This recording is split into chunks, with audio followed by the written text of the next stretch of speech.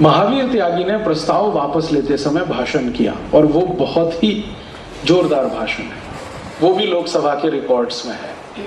उसमें उन्होंने कहा कि मिस्टर नेहरू, पंडित नेहरू, मैं आपको याद दिलाता हूं कि आप महात्मा गांधी के परम प्रिय शिष्य हैं। गांधी जी ने वायदा किया था कि आजादी मिलने के बाद पहली सरकार बनेगी तो सबसे पहला कानून गोरक्षा का बनेगा। अब आप ही उससे हट रहे हैं तो हम कैसे माने कि आप गांधी जी के शिष्य हैं। इससे भी आगे कहा कि नेहरू जी, मैं आपको आपके पुराने भाषणों की याद दिलाता हूं जो आपने अलग अलग समय पर अलग अलग जगह दिए हैं, और हर जगह आपने एक ही बात कही है कि मुझे किसी कत्ल खाने के सामने से गुजरना पड़े तो घिन आती है और अंदर से आत्मा द्रोह करती है। ये कत्ल खाने तत्काल बंद हो, ये आपने कितनी बार कहा है, लेकिन जब समय आया कानून बनाने का और गो हत्या रोकने का तो आप पीछे हट रहे हैं। नेहरू जी ने उनके इन सब बातों का कोई उत्तर नहीं दिया। उसके बाद क्या हुआ, बात आई गई हो गई, प्रस्ताव पारित नहीं हुआ।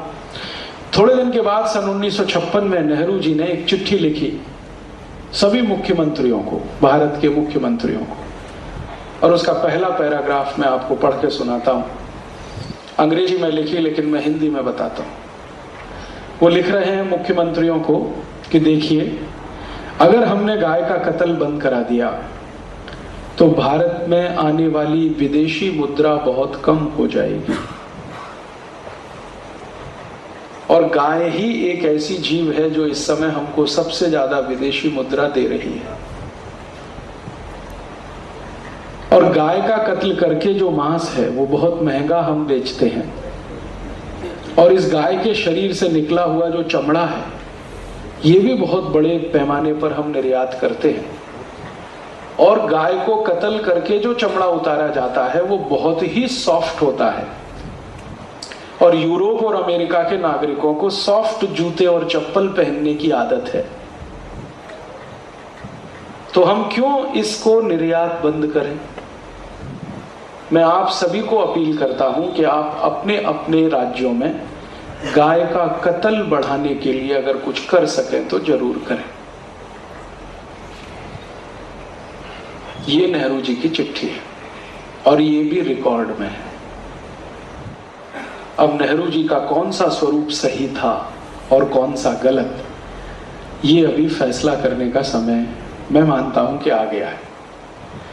जब वो गांधी जी के साथ मंच पे खड़े होकर भाषण करते हैं तो कहते हैं, मैं कत्ल खाने के सामने से गुजरता हूं तो आत्मा चीत्कार करती है और मैं चाहता हूं कि सारे कत्ल खाने बंद हो। और जब वो प्रधानमंत्री बनते हैं तो मुख्यमंत्रियों को चिट्ठी लिख रहे हैं कि गाय का कत्ल बंद मत करो क्योंकि इससे विदेशी मुद्रा मिलती है।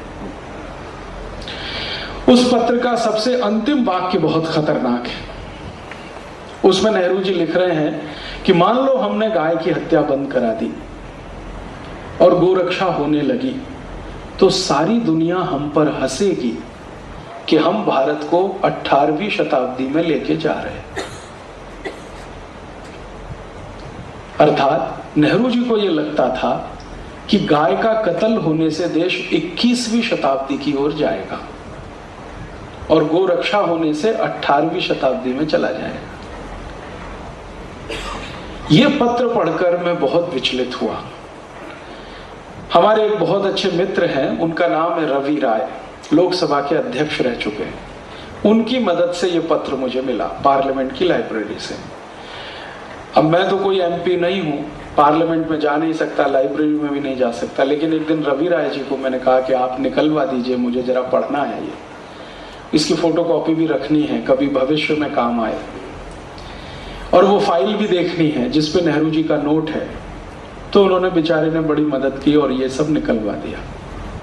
ये पढ़ के मैं बहुत परेशान हुआ और मैंने ये जानने की कोशिश की कि आखिर नेहरू जी के जीवन में वो कौन सी बात थी जिसके कारण वो गोहत्या को चालू रखना चाहते थे। पत्र में वो लिख रहे हैं कि इससे विदेशी मुद्रा मिलती है। तो क्या सिर्फ विदेशी मुद्रा ही एक बड़ा प्रश्न था या इसके पीछे भी कुछ और था? मेरा एक व्यक्तिगत मानना है, वो गलत भी हो सकता है, कि व्यक्ति अपने सार्वजनिक जीवन में जो कुछ भी करता है उसकी जड़ उसके निजी जीवन में जरूर होती है। वो भारत का प्रधानमंत्री हो, राष्ट्रपति हो, देश के किसी संवैधानिक पद पर बैठा हुआ हो, या कोई संत हो, महंत हो, साधु हो, प्रोफेसर हो, इंजीनियर हो, डॉक्टर हो, या साधारण किसान हो, मजदूर हो, कोई भी व्यक्ति हो, अगर वो सार्वजनिक जीवन में कुछ कर रहा है तो उसकी जड़ें उसके निजी जीवन में जरूर होती हैं। पब्लिक लाइफ में व्यक्ति जिस तरह से व्यवहार करता है उसका रिफ्लेक्शन उसके प्राइवेट लाइफ से निकलता है। माने नेहरू जी की प्राइवेट लाइफ में क्या था जो गाय की हत्या के लिए वो इतने परेशान, और इसके लिए मैंने बहुत प्रयास किया। उनके निजी जीवन के बारे में, प्राइवेट लाइफ के बारे में बहुत दस्तावेज मैंने इकट्ठे किए, कम से कम 500 से ज्यादा अभी मेरे पास है। तो पता चला कि नेहरू जी स्वयं गाय का मांस खाते थे। इसके पहले मुझे इतना तो मालूम था कि नेहरू जी शराब पीते हैं, और यह भी मालूम था कि चेन स्मोकर हैं, दिन में 60 से 70 सिगरेट पीते हैं। और भी बहुत कुछ मालूम था उनके चरित्र के बारे में, लेकिन ये पहली बार पता चला कि वो गाय का मांस भी खाते हैं। और उनके गाय के मांस के भोजन को बनाकर तैयार करके लंच के रूप में भिजवाने का काम दिल्ली का वो होटल करता रहा जहां अभी थोड़े दिन पहले जॉर्ज बुश रुका। और नेहरू जी का एक लंच का खर्चा उस जमाने में 13,000 रुपए होता था।